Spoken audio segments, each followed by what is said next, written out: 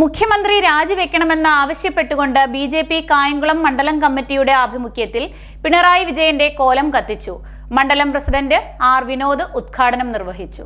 മകൾ വീണ വിജയൻ അഴിമതി കേസിൽ പ്രതിയായതോടെ മുഖ്യമന്ത്രി പിണറായി വിജയന് തൽസ്ഥാനത്ത് തുടരുവാനുള്ള അർഹതയില്ലാതായെന്ന് ബിജെപി ആരോപിച്ചു. മുഖ്യമന്ത്രി രാജിവെക്കണമെന്ന് ആവശ്യപ്പെട്ടുകൊണ്ട് ബിജെപി കായംകുളം മണ്ഡലം കമ്മിറ്റിയുടെ നേതൃത്വത്തിൽ പിണറായി വിജയന്റെ കോലം കത്തിച്ചു.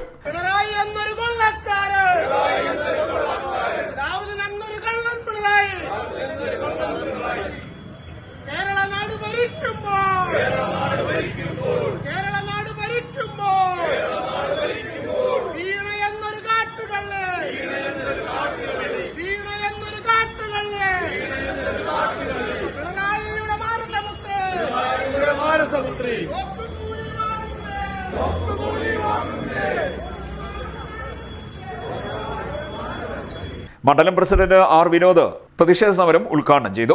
മണ്ഡലം ജനറൽ സെക്രട്ടറി ബിജു ആമ്പക്കാട്, ബിപിൻ രാജ്, കൊച്ചുമുറി രമേശ്, പ്രസാദ് ദേവികുളങ്ങര, ഷീല പ്രസാദ്, ദേവരാജൻ, രാജശ്രീ കമ്പത്ത്, പുളിയറ വേണുഗോപാൽ, കൃഷ്ണകുമാർ രാമദാസ് തുടങ്ങിയവർ നേതൃത്വം നൽകി.